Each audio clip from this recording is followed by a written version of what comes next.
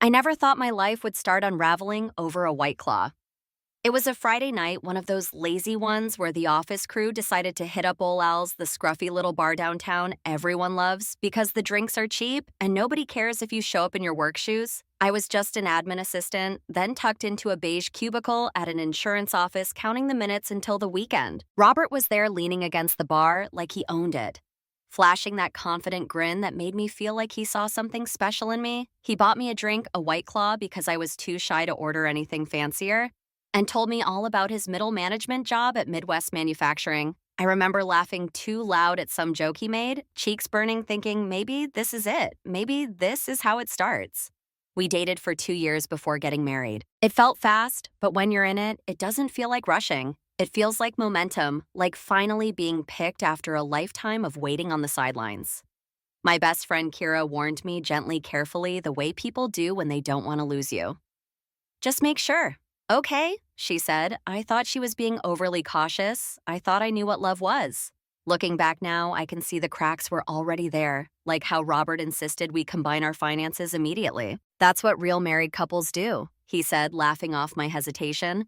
Or the way he'd always joke when I bought groceries, $7 for organic milk. This is why I check the statements, babe. Everyone would laugh because it sounded so casual, so harmless. And when I got my first tiny raise at work, he said, well, it's not like your management material, but I guess it's cute. They gave you something. Again, followed by that same chuckle, that same arm around my shoulders, like he could laugh it all away. I told myself he meant well, that marriage was about accepting each other's flaws. I told myself that because that's what I'd seen growing up. My dad always teased my mom about her cooking, her hobbies, her weight. I thought it was normal. I thought love sounded like that. The jokes got sharper after we merged our accounts. When I wanted to go for a promotion, Robert laughed and said, honey, that's not really your lane. Besides, I make enough for both of us. And somehow I believed him. 2 years into the marriage, things shifted, subtly. At first, Robert started coming home later. 6 o'clock turned into 7, 7 turned into 8. Sometimes he'd smell like beer, sometimes like a cologne sample you get sprayed with at the malls. When I asked, he was always ready with the story drinks with the guys entertaining a client, and if I looked even the slightest bit suspicious, he would grin and say, cute stick to worrying about whether we're low on LaCroix. Our sex life changed too. He stopped initiating unless he was drunk. When I tried to be close, he'd make these offhanded comments that sliced straight through me. You've got that little pooch thing happening, he'd say, poking my stomach while I lay there vulnerable, or your boobs look different since you gained weight. I was 5'6", 145 pounds, basically the same as when we met. But he had planted the seed. I started pulling away physically, emotionally, and he noticed. This is why men cheat. He said one night scrolling through Instagram so casually, it was like he was reading the weather when their wives stopped putting out. He never admitted to cheating, but the idea hung there heavy and ugly between us like a stain no amount of pretending could scrub clean. I think the moment I truly started to crack was the night I noticed the savings account. It was lower than it should have been. Not by a lot at first. Small withdrawals, 200 here, 300 there. Always on Fridays, always just enough to not trigger a panic, but enough to make my stomach twist. When I asked him about it, Robert exploded. Are you checking up on me now? Don't you trust me? He shouted, slamming the bedroom door so hard it knocked a picture off the wall. I make the real money around here, he sneered. You're lucky you have me. That night I lay awake beside his snoring body, staring at the cracked ceiling, thinking about trust, about luck, about how small I felt, and for the first time, really, for the first time, I wondered if I was wrong about everything I didn't leave right away. I wish I could tell you that I packed a bag that night, called a friend, and never looked back, but it doesn't work that way. Not when you've spent years convincing yourself that being small, being quiet, being less is the price you pay for being loved. After that night, something in me shifted. Not in a loud or dramatic way, just quieter. I stopped sharing things with him. I stopped asking questions. I smiled when I needed to and kept my head down the rest of the time. I don't even think Robert noticed at first. He was too busy drinking more, working later, and making sharper jokes. You know, he said once as I was making pasta, not everyone can make something so bland. Truly a gift. Another time, he looked at me and said, Kira's still single. I mean, not surprising. She's impossible to please, like someone else I know. He laughed. I didn't. Every insult was dressed up as a joke. Every attack softened with a relax, babe. I'm just teasing. But my body knew I flinched before he even opened his mouth sometimes. My chest tightened before he walked through the door. Around that time, I started writing things down in the Notes app on my phone, hidden in a folder labeled Meal Prep Ideas, Date Time Exact, quote. I wasn't sure why I was doing it at first, maybe to convince myself I wasn't going crazy, maybe to keep myself from gaslighting myself. But it became a habit, a strange kind of comfort, proof that it wasn't all in my head. Then came the credit card statements. I only saw them because Robert fell asleep on the couch one night with his work laptop open.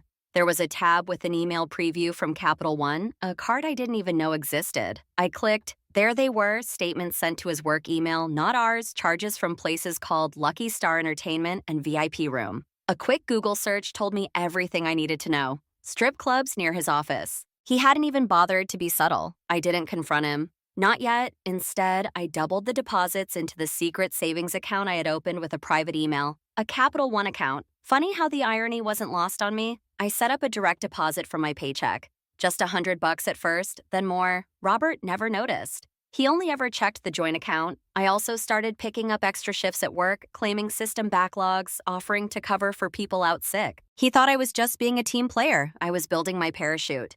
In December, he came home from his company's holiday party in a foul mood. Sebastian got the promotion, he muttered. Opening a beer, sucking up to the VP. That's what your type does? I didn't even ask what my type meant. I just stood there staring at a man who was spiraling, bitter angry, and no longer hiding it. That night, for the first time, I thought, he's not better than me. He's not even close. January came with fresh cuts to my spirit. You're not promotion material, he said after I told him I was thinking about applying for a higher admin role.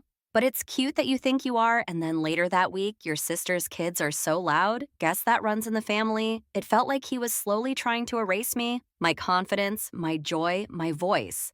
So I kept saving. I kept researching apartments on Zillow during my lunch breaks. I kept pretending. By March, things at his job were getting rocky. Rumors of layoffs circled, and Robert was more on edge than ever. He drank more Miller Lite, he slammed more doors, he made more jokes that weren't really jokes. If I lose my job, he said one night, you'll finally have to learn what real work is. I didn't flinch, I just nodded. But inside, I was calculating how many more paychecks until I could leave. Then last week it happened. He called me at work. His voice was tight, angry. They let me go, he said. Then immediately launched into a tirade about Sebastian, about diversity hires, about how no one appreciated a man who sacrificed everything. That night, he stumbled in at 2 a.m., reeking of whiskey and self-pity, muttering about how I should be grateful, how no one wants wives who just coast. And the next morning, he slept until noon. I got up early and quietly transferred most of our shared savings, just the part I'd contributed into my secret account. All legal. My name was on the account, too. When he finally dragged himself out of bed, he was bleary-eyed and bitter. We're moving in with my parents, he said, like it was already done. You'll need to give notice at your little job, not like your paycheck matters anyway. I didn't say anything, because in my mind, I was already gone. He thought I'd follow him to his parents' house, like some defeated housewife clinging to a man who thought the sun rose and set at his convenience. He stood in the kitchen that morning, hair messy shirt, stained eyes bloodshot, and said it like it was already done. We're moving in with my parents. You'll give your notice. It's not like your job matters anyway, and I just nodded, but inside I was already gone. He poured himself a cup of coffee and left it half full on the counter like always. Then he looked at me waiting. What? No opinion? He asked with that condescending tone he used when he was testing me. I don't know what exactly snapped in that moment. Maybe it was the years of little cuts that had finally bled me dry. Maybe it was the absurdity of him, jobless, bloated from beer, standing there in old sweatpants, still acting like he owned me. But I looked at him, really looked at him. This average man who had spent years convincing me I was less, that I was lucky to be with him, that I was nothing, and something inside me finally cracked open. Not with rage, not with tears. With clarity, actually, I said, voice calm, almost too calm. I do have an opinion. That's when I told him everything that I'd been planning to leave for months, that I knew about the strip clubs, that I had copies of every credit card statement, every overdraft fee, every late night withdrawal, that I had opened a new bank account, a new apartment lease, and that I had packed my suitcase, the one he walked past every day, in the hall closet weeks ago. I watched the blood drain from his face. His mouth open, closed, again, nothing came out at first. Then, you can't leave me, he sputtered. You're nothing without me. You can't even manage money. I just smiled. I picked up my bag, took one last glance at the apartment we'd shared, the one filled with secondhand furniture and first class bitterness, and walked out. The air outside felt different, like the first breath after being underwater too long. Crisp, cold, honest. It's been 3 days now I'm writing this from my new apartment. It's tiny, and the bathroom fan makes this weird clicking noise, but it's mine. There's a cat named Potato living next door that sits on my windowsill like a judgmental roommate.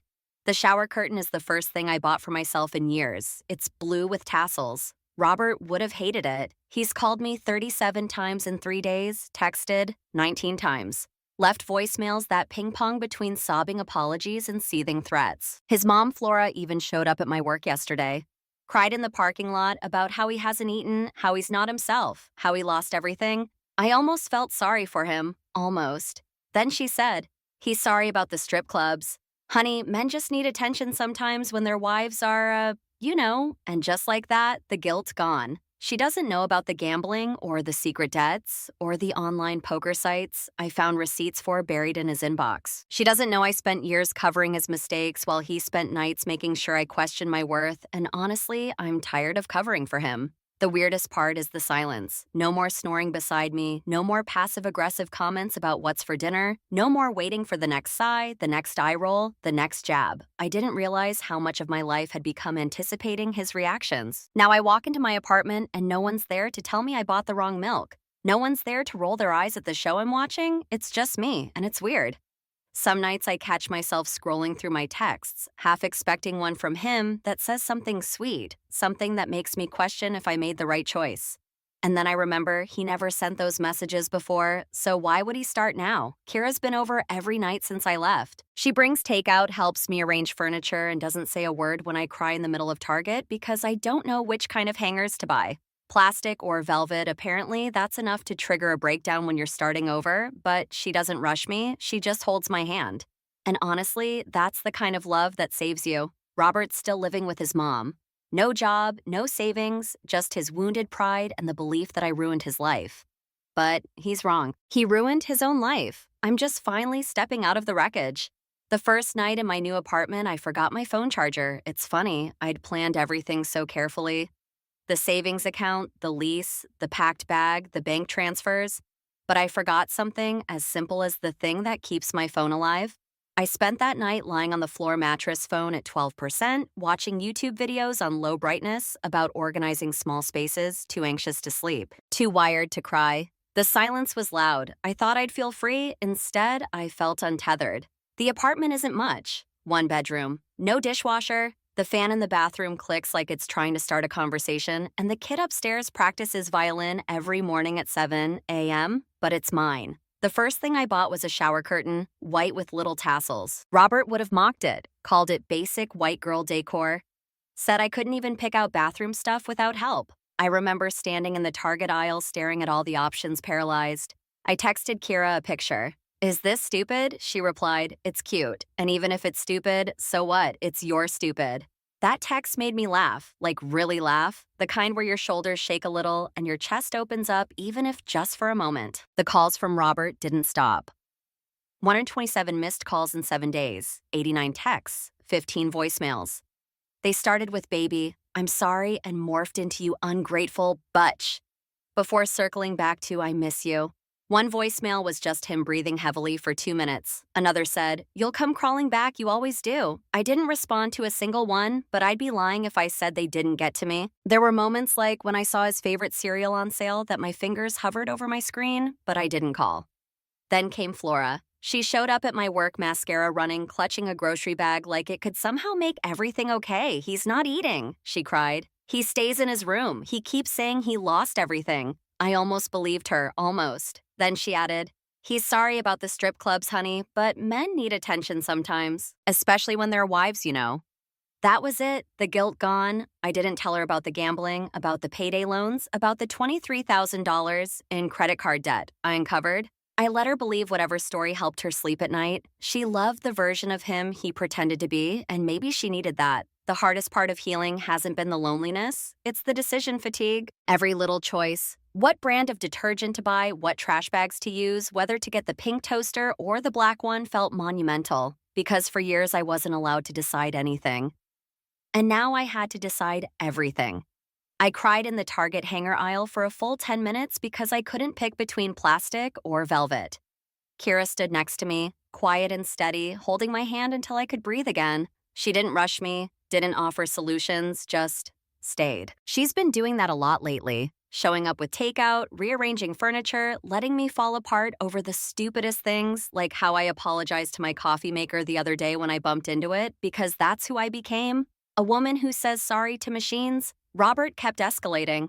When I didn't respond, he started sending people. His friends' wives messaged me saying how worried everyone was. One even told me I was tearing apart a family. What they didn't know, or maybe refused to believe, was that this family was already broken, long before I left, long before I packed my bag, long before I stopped laughing at his jokes. I ordered a Ring camera that night, changed all my passwords, finally got my own Netflix account. Goodbye. Robert's watch list. Then I adopted a cat. Her name is Potato. She's orange, mildly judgmental, and insists on knocking over anything that isn't nailed down. She doesn't fix anything, but she makes me feel less alone. I've started therapy too. Real therapy, not the I read a book once kind Robert claimed to be doing. Turns out healing doesn't happen in a straight line. Some days I feel powerful. Other days I stare at my reflection trying to see what he saw. The nothing he always claimed I was, but I don't see that. Not anymore. I see a woman who survived, a woman who's still standing, still scared sometimes, still shaky, but still here. I thought healing would feel like a big moment, some cinematic sunrise where I'd suddenly feel whole again, but it didn't happen like that. Turns out healing feels more like buying storage bins at Target and realizing you don't have to ask someone if they like the color. I ran into Flora again last week, of all places, the storage aisle. She was holding cat litter and smiled at me, tired but sincere. "That brand you recommended for Potato, I got a cat too," she said. And I just stood there. Heart still breath, caught cart full of frozen dinners and that lavender spray everyone on TikTok keeps talking about evidence of my new life single, Quiet Mine. She didn't cry this time, didn't beg me to come back. We ended up getting coffee at the Starbucks inside the store. Just two women talking about books and cats and how hard it is to find good bins that don't crack after one drop. "I'm sorry," she said eventually. "Not just for him, for me too, for not seeing it sooner." He's so much like his father, and I didn't want to admit it. I didn't know what to say, so I just nodded. And weirdly, I believed her. Turns out Robert moved out of her house last month. He's sleeping on some friend's couch now. Still unemployed, still blaming everyone but himself. And me? I moved to a better apartment. Nothing fancy, but it has a dishwasher and more sunlight than I know what to do with. Potato has declared the windowsill her kingdom. I finally blocked Robert on everything after his last meltdown. He showed up drunk at a mutual friend's wedding and started screaming that I stole his life, that I broke him, but the truth is, he was already broken. I just stopped bleeding for him. I got my first real credit card in my name, started learning to cook, burn a pan so bad, my smoke detector went off twice in one day, still counts. I catch myself sometimes apologizing to the air, checking my rearview mirror, overthinking toothpaste choices, but those moments pass quicker now. The good days outnumber the bad. I wore red lipstick the other day. The one Robert said made me look trashy. I wore it anyway, on a regular Tuesday. To buy cereal I actually like. Little victories that feel enormous. Ordered food without checking the price 3 times. Took out the good towels just because. Called my mom without rehearsing the conversation. Didn't ask anyone for permission. I still have bad days. Last week I had a mini panic attack in the dental aisle because there were too many options, too many choices, too much freedom. Maybe it's wild how overwhelming independence can feel when you've been trained to fear it. But then I went home, lit a candle, watched trashy reality TV in my pajamas, held Potato while she kneaded my chest like a dough ball. And I was okay, again. Sebastian, yes, that Sebastian actually ran into me at Whole Foods a while back. We grabbed a coffee, not romantic, just kind.